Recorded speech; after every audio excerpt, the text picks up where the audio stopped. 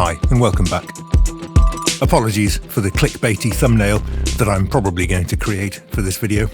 Views were down for my last video, so drastic measures are called for. So on the subject of DAW wars, let's start with a universal truth.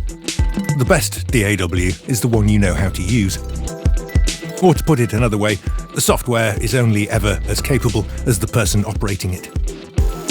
However, for the people who are interested in my opinion, or maybe those who have yet to learn any DAW and want to know where best to invest their time, it's also true that Reaper is the best DAW for mixing, and the rest all suck. Before you leap into the comments section in outrage, let's be clear that this is true for me, even if it's not for you. And it's partly because of the universal truth that Reaper is the one I know best. But there's also a feature that neatly sums up my reasons, which I'll show you shortly. Now, it's come to my attention that some of you are still using DAWs with mixers that don't provide convenient polarity switches. You have to open up channel settings, or maybe even load a plugin to achieve it. And I wonder why you put up with it, frankly, given that it's a basic feature of any proper console. And it's very useful when playing with comb filtering tricks, like the one I'm about to show you. This is a technique I like to use when I have two parts conflicting in a similar frequency range, and I want to separate them better. Typically, it will be two guitar parts, or a guitar and a keyboard fighting in the mid-range. But in this case, I've got two synth parts with lots of upper mid and high frequency content. I'm going to start with just one of them, and send it to a parallel channel, which I've called comb. This parallel channel now needs a delay, but it needs to be a very short delay with no feedback, so something like Timeless 3 wouldn't be suitable. If you've got a basic stock utility delay, that'll work fine. Alternatively, try Voxengo sound delay.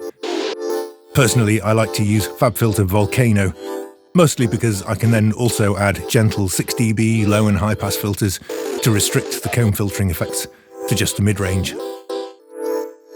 So I'll pick one of these filters and delay it by a few milliseconds. And notice how that changes the sound. Mixing the delayed signal with the dry signal results in a regular series of boosts and cuts, which can become steep notches when the dry and wet signals are at the same level.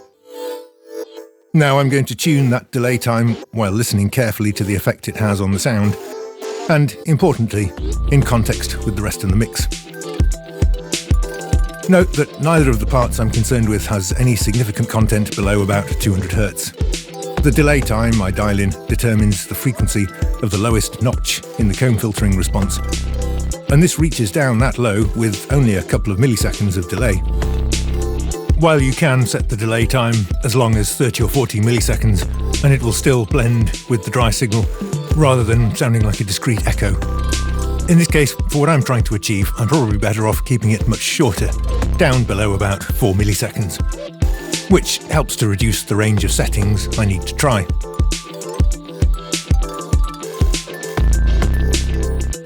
I'm listening for one of two things.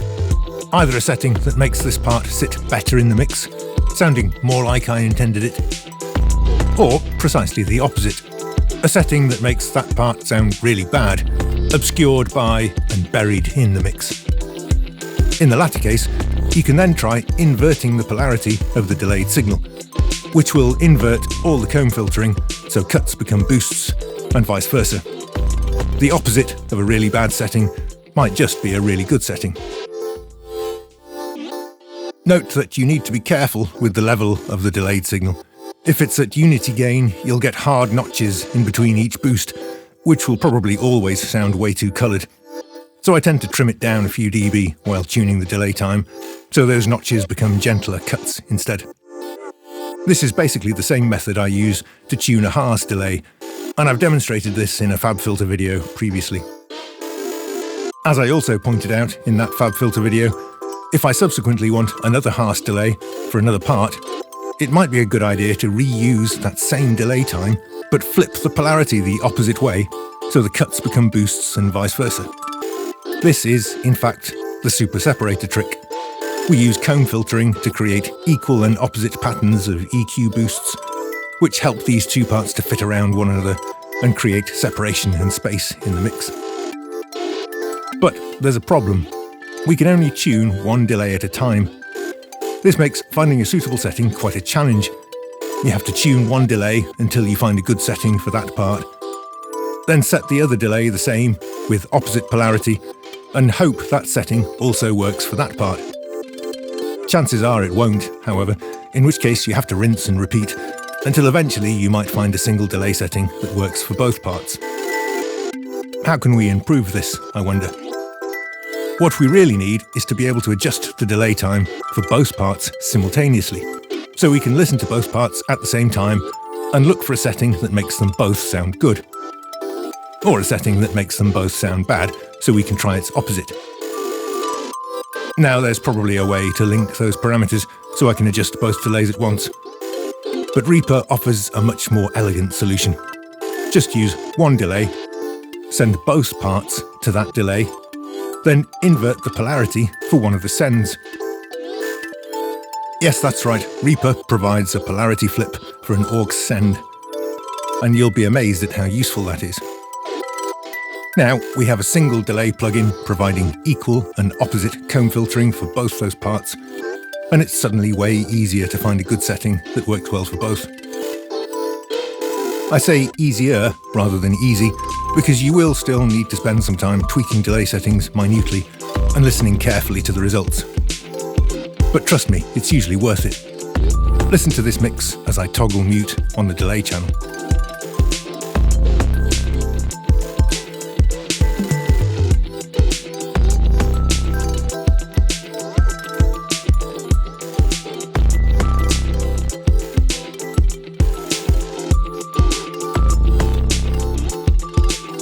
Now, as it happens, both these parts are sending to the same reverb, an instance of UVI plate.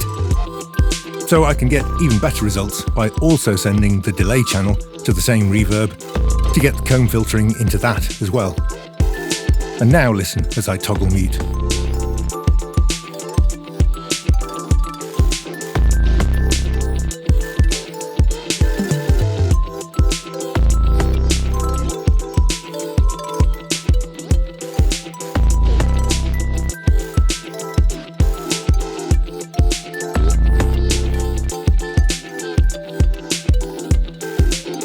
So there we have it. Reaper rules for mixing, and if your DAW can't do this trick, it sucks. This isn't the only use for the polarity flip on aux sends, by the way. I've previously shown how you can use it to create your own crossover filters, and I've got at least one more cool trick to show you that relies upon it. I often get asked why I use Reaper, and honestly, this is the biggest reason. Not the polarity flip for aux sends specifically, but more generally, the freedom it gives me to route any track to any other. I find it remarkable that so many other DAWs copy the functionality of hardware consoles in terms of routing and so on, while apparently forgetting that those hardware consoles were invariably hooked up to a patch bay that allowed anything to be routed to anything else.